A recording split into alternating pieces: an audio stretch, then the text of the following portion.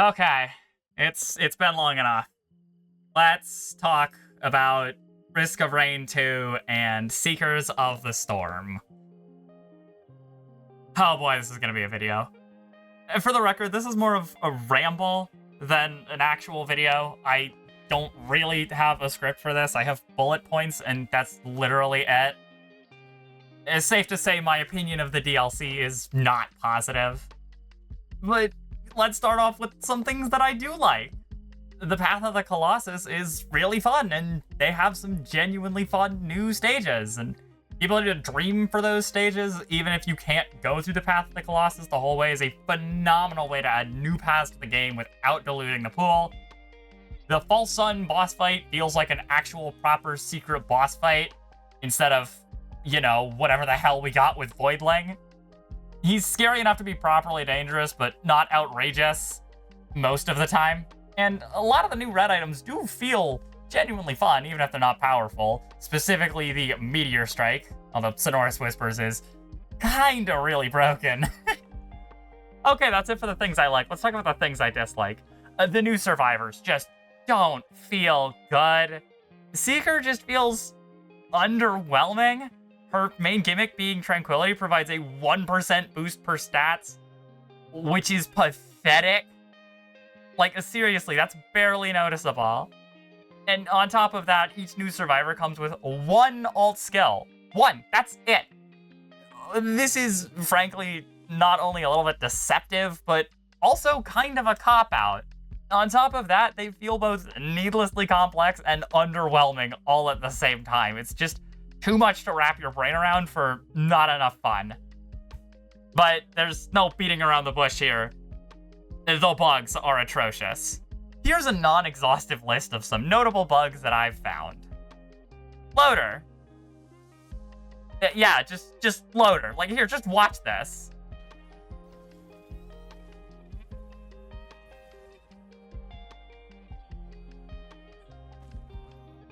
They broke loader.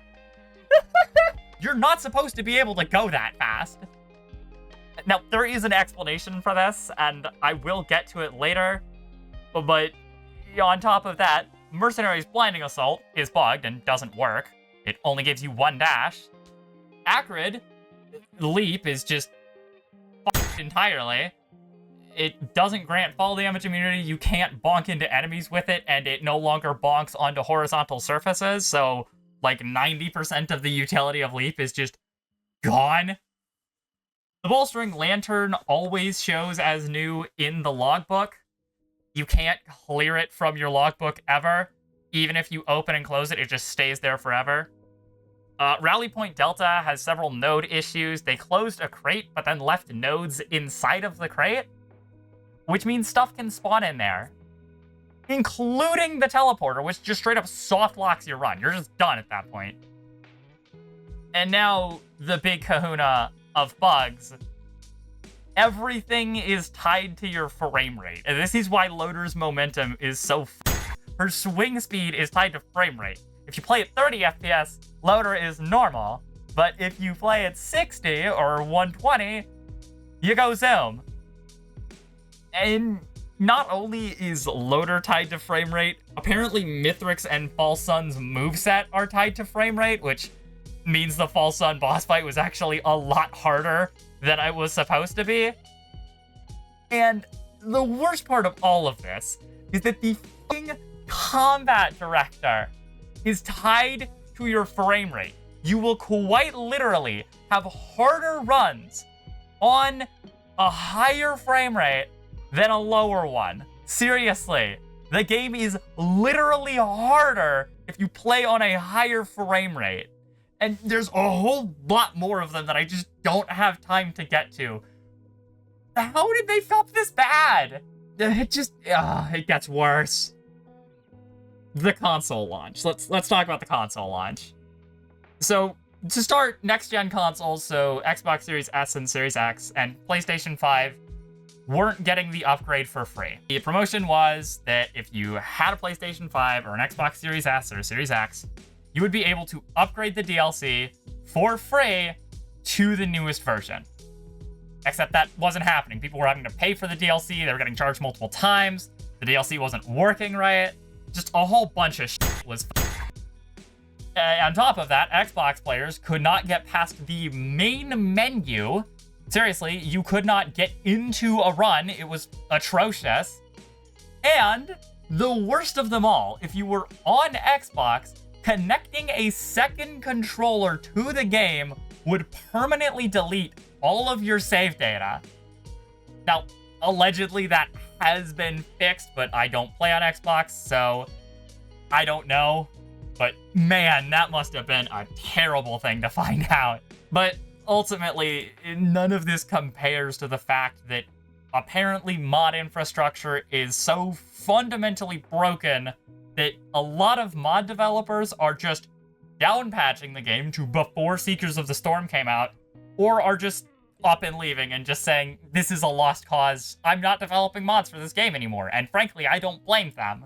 I don't think I need to say this, but mods are frankly pretty important to the play experience, and without them, content creators really would be just twiddling their thumbs with nothing to do until new content comes out. It's just not a good thing to hear, and this is likely because of them merging the codebase. Now, the idea behind merging the codebase was that patches could come out at the same time on both console and PC. The codebase not being unified was the reason that Seekers of the Storm, or not Seekers of the Storm, Survivors of the Void took so long to get out on console after PC. And it's why console has so many more bugs. And what we thought was going to happen was, oh, the console version is going to get updated and turned into the PC version, but instead, we got the console bugs on PC. And then some new ones. At the end of the day, the new codebase just doesn't seem very promising to me. I'm not a game developer or programmer by any means, but you can tell that this was a rushed product. It's honestly astonishing how the game released in this state. Like, did anyone playtest this build? Like, seriously, what is the Gearbox QA process? And I understand that this isn't entirely Gearbox's fault. It's probably something to do with Take-Two Interactive, which is the parent company of Gearbox, rushing them out this DLC. And I get it. You can't just delay a product. It means you have to redo all the marketing, you have to extend all the marketing, and then you have to redo all the deals with consoles. You can't just delay a game. Sometimes you just have to ship a buggy game, and I get that. But the last DLC was released almost 2.5 years ago. Allegedly, about a year of that was spent merging the codebase, which means that's roughly 1.5 years that the DLC was in the tank, that Seekers of the Storm was in the tank. And if not, a little longer. And I just fail to understand how a game that takes that long to make releases in this state. Again, I'm not saying that this is Gearbox's fault. The people who make this game want it to do well. The developers, the artists, the programmers. I think all of these people genuinely wanted to see this game succeed. And once again, it was an upper management issue that they did not have enough time to do the task they needed to. I'm honestly just not hopeful for the game right now. Allegedly, a bug fix patch is coming that's supposed to fix a lot of this. You'll see it in the Steam page, I think. But the fact that the game released in the state that it did makes me think that whoever is in charge of the release schedule just does not care about this game in the first place. If you're on the fence about whether or not Seekers of the Storm is worth it, I would honestly say no. With the state the game is in, it's just not worth your $15 to try and buy it. And there's a reason I left a negative review of it on Steam. I'm hopeful for the game, but honestly not optimistic. I do think that under all of the bugs and issues, there is a somewhat fun DLC and lots of fun new content. But the way the game is right now, I just have no desire to play it, which shocked the people around me, because that game was my hyperfixation.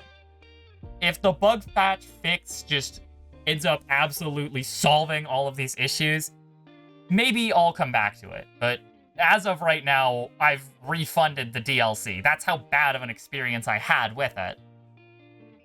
I don't really have an outro for this one, so I guess I'll see you in the next one.